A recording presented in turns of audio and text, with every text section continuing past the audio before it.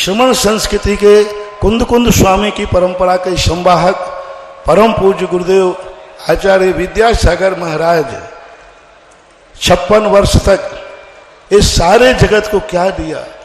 यह युग जैसे आज कुंद कुंद के नाम से, पूजवर के नाम से युग जाना जा रहा है, यह 56 वर्ष सारे आर्यावर्त में यदि एक शब्द बोल दिया जाए आचार्य श्री, तो एक बच्चा भी कहता था आचार्य श्री का अर्थ है आचार्य विद्यासागर। पर्यायवाची नाम बन गया था, पर्यायवाची नाम बन गया था। आज किसी श्रमण संस्कृत की बात कही जाती थी तो हर चीज में आज कोई भी आचार्य पूज्यवर के सामने आगम बन चुके थे। आचार्य के मुख से निकला हुआ, उनके आचरण में आई हुई कोई बात के लिए कोई व्यक्ति ग्रंथ खोल के नहीं देखता। कोई व्यक्ति ये नहीं खोजता कि आचार्य श्री ने कहा है या आचार्य श्री कर रहे हैं, ये कितना सत्य है कितना असत्य है। ये एकमात्र एक आचार्य हुए हजारों साल के बाद, मेरी दृष्टि से 10वीं शताब्दी के बाद एक प्रथम आचार्य हुए जिनकी कथनी और करनी को सारे जगत ने आगम मान लिया, प्रमाण मान लिया, तीर्थंकर की वाणी मान ली। और ऐसे परम पूज्य आचार्य महाराज का यह पद हमारे दुर्भाग्य से, अपन सबकी पुण्यहीनता से, डूंगरगढ़ चंद्रगिरी के अंदर जो कुछ हुआ वह शब्दों में कहते ही बोलना बंद हो जाएगा। वह शब्दों में आते ही अंतर्नाद समाप्त हो जाएगा। वो सब अपन को मालूम है। हृदय विदारक शाम को रात को 2:50 बजे जिस समय समाचार आया, महाराज जी का समाचार आया था, उस समय आकर के जो स्थिति बनी थी उसको मैं अभी यहाँ नहीं कह पाऊंगा, उस शब्द का रूप ही नहीं बन पाएगा। एक ऐसे लगा जैसे कि सूर्य का अस्त ही हो गया, और ऐसा लगने लगा कि अब क्या होगा, कौन हमें प्रकाश देगा, कौन क्या करेगा। चारों तरफ एक अंधकार ही अंधकार दिख रहा है, अंधकार की स्थितियां बन रही थी।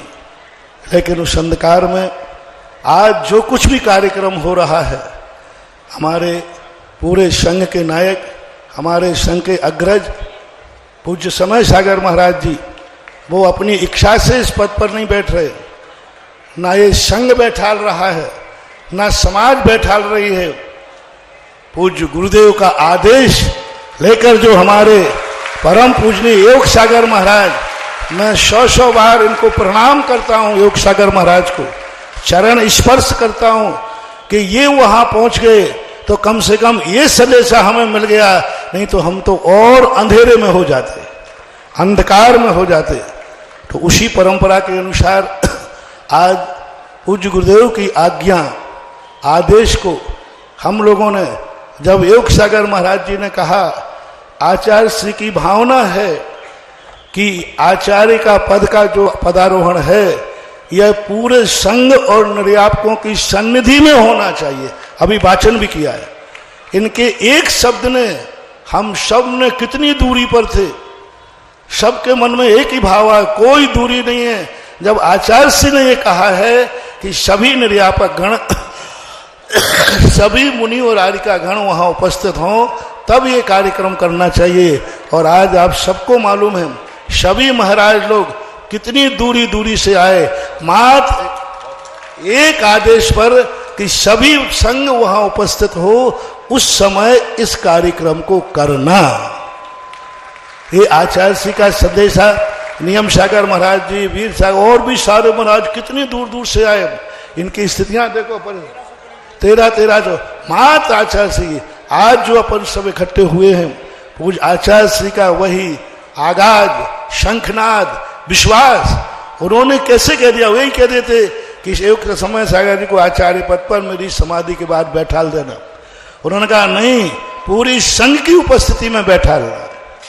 तो उसकी आज्ञा को हम शिरोधार्य अपन सब मान करके, समय सागर महाराज जी भी इसी आज्ञा को शिरोधार्य मान करके इसी मूल परंपरा में, और आगे जो दूसरा संदेश पूज्य योग सागर महाराज ने सुनाया, उसको भी हम सारे एक नया शोध कुंद कुंद को जीवित करने की कितना बड़ा साहस पूज्यवर ने किया। निर्यापक परंपरा प्राय कुंद कुंद के साहित्य में रह गई थी, कुंद कुंद की गाथाओं में रह गई थी, उसको किसी ने जीवित ही नहीं किया प्रैक्टिकल। पूज्यवर ने खोज करके एक निर्यापक परंपरा चलाई, उसकी सारी बातें अपन सबको मालूम ही है। वे निर्यापक गणों के लिए पूज्यवर का जो दूसरा संदेशा है वो भी इसी परंपरा में, या पदारोहण भी इसी परंपरा में है।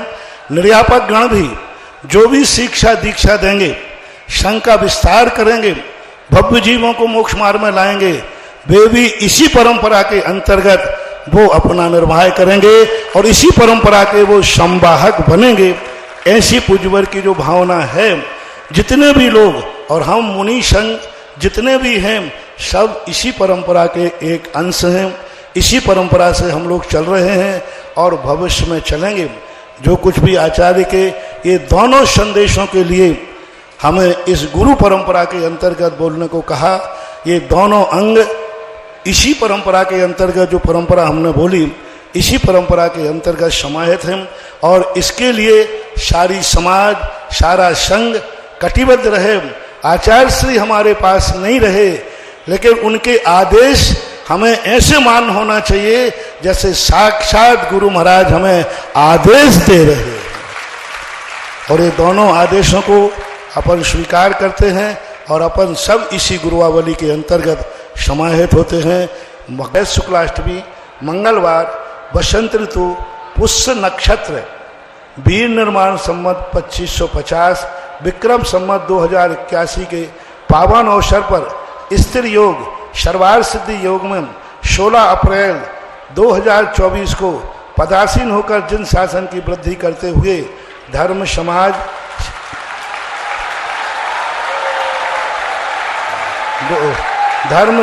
और संस्कृति के उन्नत करने में चतुर्विधि संघ के जनमानस के मार्गदर्शन को प्रदान करते रहेंगे और गुरुदेव आचार्य श्री की इस परंपरा का निर्दोष पालन करते रहेंगे। इसी प्रकार निर्यापक गण भी जो भी शिक्षा दीक्षा दें, उनके भी अपने शिष्यों को इस प्रकार के संघ में विस्तार करके पूज्य गुरुदेव की परंपरा का निर्वहन करें। यही गुरुआवली मैंने आपके सामने प्रस्तुत की।